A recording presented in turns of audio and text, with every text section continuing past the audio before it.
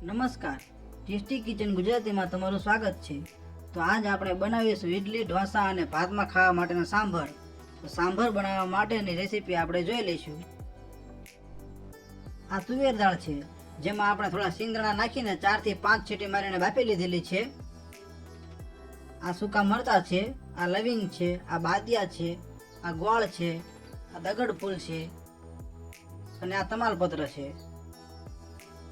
પછી આ લીલા મરચાં છે, આ સૂકી ડુંગળી છે, આ ટમેટા છે, આ લીલા ધાણા છે,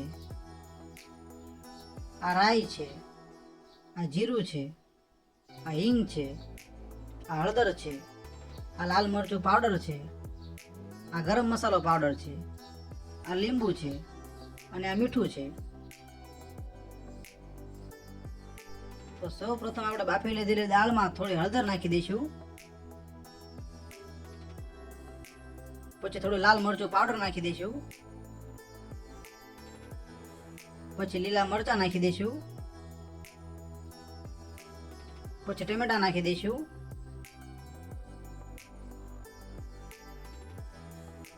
પછી થોડો ગરમ મસાલો પાવડર નાખી દઈશું। પછી સ્વાદ પ્રમાણે મીઠું નાખી દઈશું। પછી લીંબુ નીચવી લઈશું।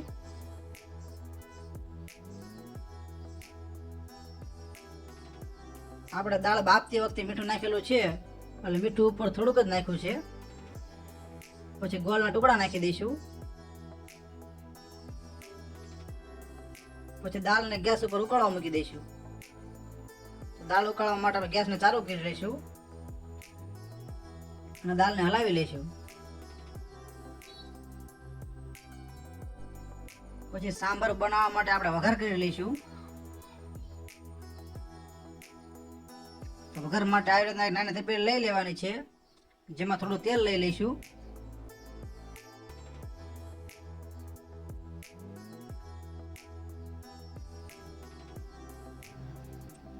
અને ગેસને ચાલુ કરી લઈશું અને તેલને ગરમ થવા દઈશું।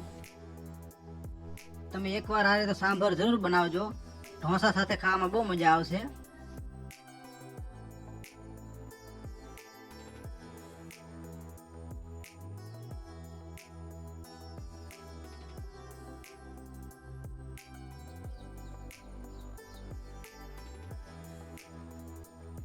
તો આપણું તેલ ગરમ થઈ ગયું છે, જેમાં થોડી રાઈ નાખી દઈશું।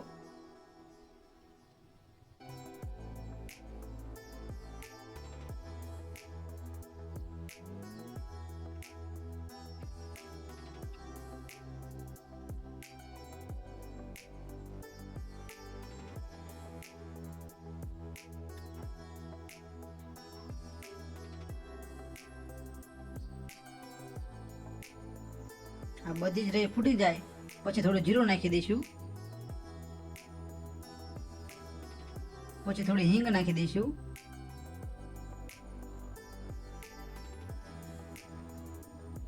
પછી આ વઘાર માટે લીધેલી બધી સામગ્રી નાખી દઈશું।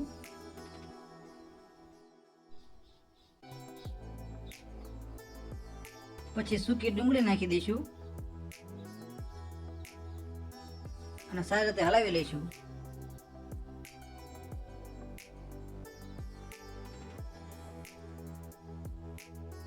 ડુંગળીને સારી રીતે સાતળી લેવાની છે।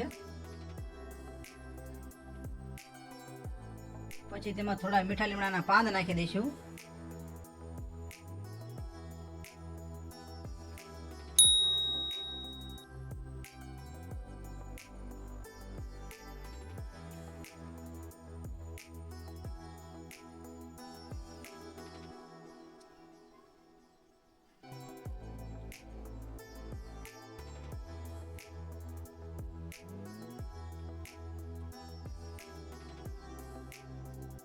અને હવે આ વઘારમાં આપણે 2 ડોયા દાળ નાખીશું।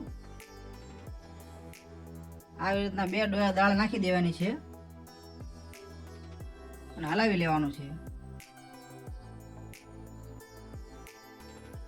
અને હવે આ વઘારને આપણે દાળની અંદર નાખી દઈશું।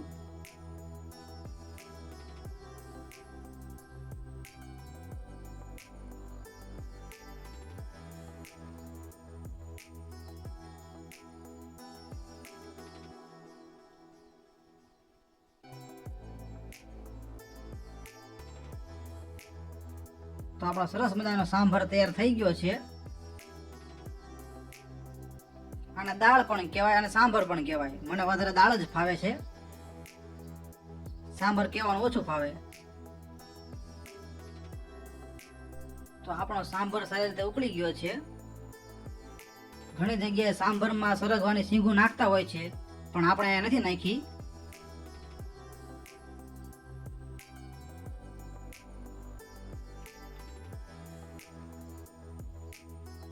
તો હવે આપણે ગેસને બંધ કરી દઈશું અને ઉપરથી લીલા ધાણા નાખી દઈશું